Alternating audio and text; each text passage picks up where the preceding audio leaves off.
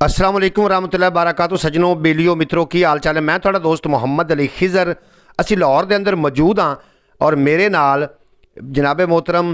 भाई मोहम्मद अहमद साहब इंतज़ार हुसैन मुस्तफाई साहब मौजूद ने। 18 तरीक को मैं लाहौर आया तो मैं सोचा कि लाहौर का नज़ारा दोस्तों के नाल शेयर किया जाए तो असी जनाब इंतज़ार हुसैन मुस्तफाई लैके बार्डर पर जा रहे हैं। बार्डर उत्ते सांझा पीर दरबार है जिहड़ा कि अद्धा हिंदुस्तान के अंदर है तो अद्धा पाकिस्तान के अंदर है जी। इंतज़ार हुसैन मुस्तफाई मेरे बड़े प्यारे दोस्त ने। 18 तरीक को मैं लाहौर आया तो मैं सोचा कि इंतज़ार हुसैन मुस्तफाई नाल मिल के तो जनाब थोड़ी जी लाहौर की सैर करिए, हो सकते तो बार्डर पर भी चलीए। असी जनाब बार्डर पर जाना चाह रहे हैं और पूरा नज़ारा थोड़े नाल शेयर करना, तुसी वीडियो को स्किप नहीं करना ताकि पूरी गलबात थोड़ी समझ आवे। आओ तो जनाब अगे चलते हैं।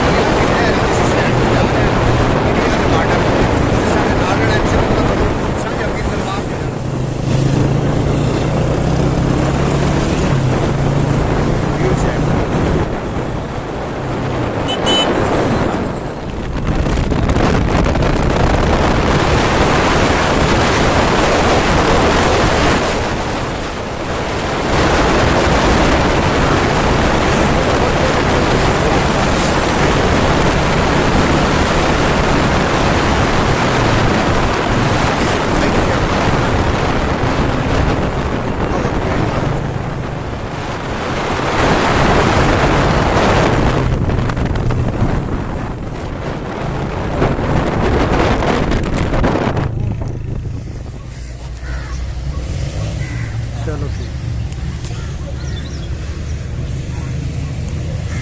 ठीक जी नाजरीन असी BRB नहर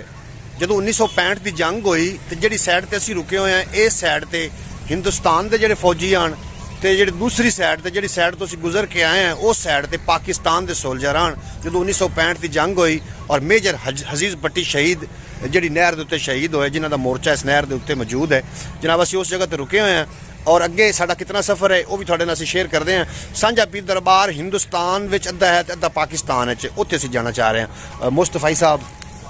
जी अस्सलाम वालेकुम जी की कहना चाहोगे पंजाबी वसेब नूं? सर मैं सब तो पहले तो तुहाडा बहुत ही शुक्रगुजार हाँ कि तुसीं अपने कीमती टाइम विच सानूं टाइम दिता है और तुहाडी निस्बत के हवाले नाल सानूं भी इस दरबार ते जाण दी पहली दफा सादत नसीब हुई है। अच्छा तुसीं तो वैसे लाहौर दे कोल हो, तुहानूं तुसीं रोज़ भी जाओ तो जा सकदे हो? हाँ नहीं सर, लेकिन फिर अल्लाह वालियां दे नाल रल के ही अल्लाह वालियां दी जेहड़ियां ना मैं अपना अहमद थोड़ी कदी होई है जान आन होया? सर मैं फर्स्ट टाइम ही आ रहा ਤੁਹਾਡੇ ਨਾਲ ਹੀ ਹੋਈ ਤੇ ਕਾਫੀ ਇੰਜੋਏ ਵੀ ਕਰ ਰਹੇ ਹਾਂ। अच्छा ਤੁਹਾਨੂੰ ਇਹ ਰਸਤੇ ਕਿਵੇਂ ਇੰਜ ਲੱਗ ਰਿਹਾ ਨਾ ਕਿ ਜਿਵੇਂ ਅਸੀਂ ਪਤਾ ਨਹੀਂ ਬਿਲਕੁਲ ਅਸੀਂ ਬਾਰਡਰ ਦੇ ਨਜ਼ਦੀਕ ਆ ਚੁੱਕੇ ਬਿਲਕੁਲ ਬਾਰਡਰ ਦੇ ਨਜ਼ਦੀਕ ਅਸੀਂ ਨਾਜ਼ਰੀਨ ਬਾਰਡਰ ਦੇ ਬਿਲਕੁਲ ਨਜ਼ਦੀਕ ਆ ਚੁੱਕੇ ਹਾਂ। ਅੱਛਾ ਮੁਸਤਫਾ ਸਾਹਿਬ ਗੱਲ ਇੱਕ ਹੋਰ ਦੱਸਿਆ ਜੇ ਜਦੋਂ 1965 ਦੀ ਜੰਗ ਹੋਈ ਹੈ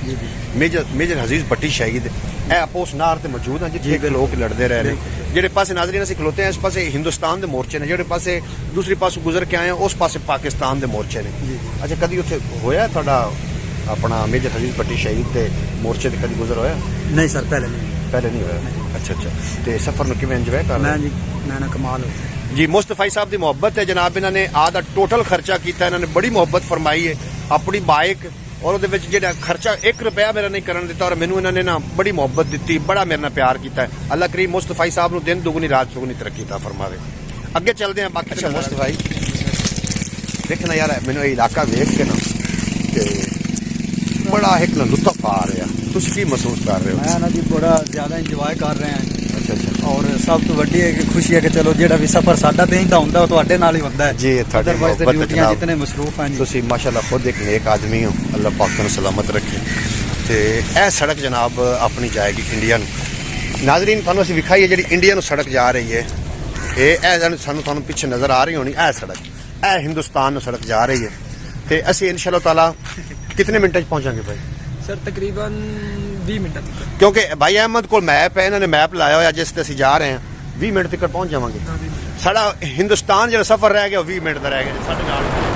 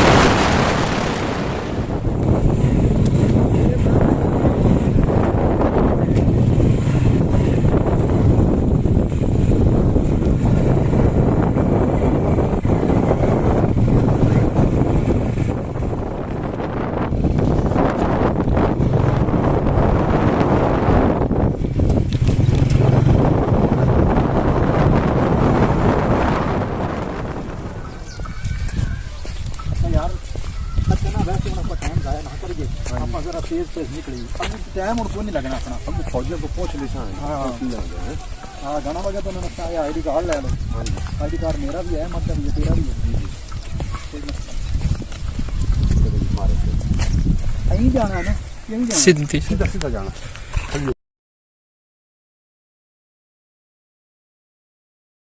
सकते हो खबरदार इख्तिताम हदूद पाकिस्तान इत्थे अगे इंडिया है जी थोड़ा पहला जमीन नजर आ रही है ये इंडिया दी हिंदुस्तान दी जमीन है अच्छा मुस्तफा साहब एक गल दसो जेकर पाकिस्तान ते हिंदुस्तान दी वंड ना होंदी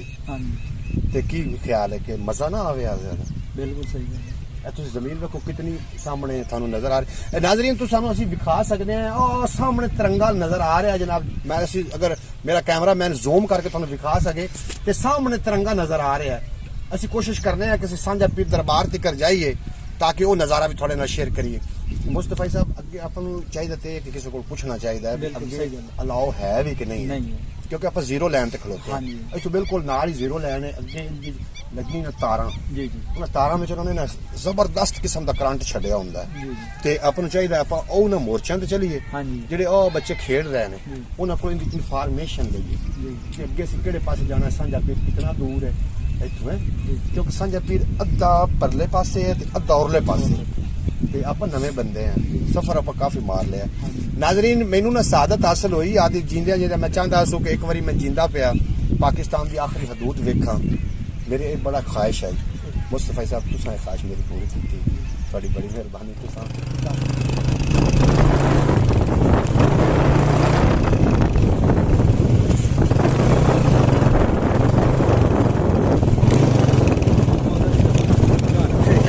पाकिस्तान का आखिरी गांव है साढ़े क्यों मुस्तफा जी बिल्कुल उस्ताद मोहतरम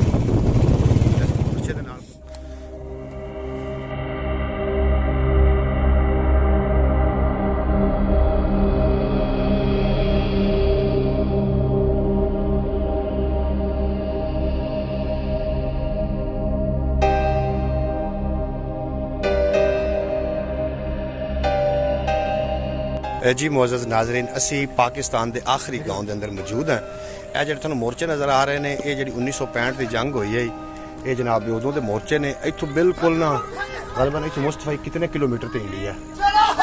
1 किलोमीटर बढ़ना मैक्सिमम असी जनाब 1.5 किलोमीटर असी जीरो लैंड के उत्ते ही खड़ोते हैं असी सांझा पीर तो होके आए हैं उत्थे जनाब ना वीडियो अलाउ नहीं है जो फौजी हज़रात हैं सानू कह रहे हैं कि वीडियो बनाना अलाउ नहीं है बहरहाल असी जनाब एक अद्धा फोटो खिंचे है वो असी वीडियो शेयर करांगे इंशाअल्लाह ताला तुहानू तुसीं महसूस होवोगे असी काफ़ी सफ़र किया है मुस्तफा साहब यह इलाका आके कितना खूबसूरत मैं ना जी कमाल हो गया अच्छा एक हकीकत गल दसिया दिल कर रहा है यार इंडिया है ना मिली दिल तो बड़ा कर रहे ये जो पाकिस्तान है तो चढ़दा पंजाब लंघदा पंजाबी लंघदा आपस में रिश्ता है हाँ जी तो फिर खून की कशिश होंगी बिल्कुल सही है कुछ अपने प्यारे ने जनाब इंडिया की तरफ जो साढ़े पाकिस्तान के खैर खा भी होंगे शायद तो बड़ा दिल कर रहा है दिल करता कि हिंदुस्तान चले जाइए उन्होंने मिल के आइए और हज़रत ख्वाजा मोइनुद्दीन अजमेरी रहमतुल्लाह अलैह दरबार से हाज़री दे के आइए जना बड़ा दिल कर रहा है आए जना पाकिस्तान का आखिरी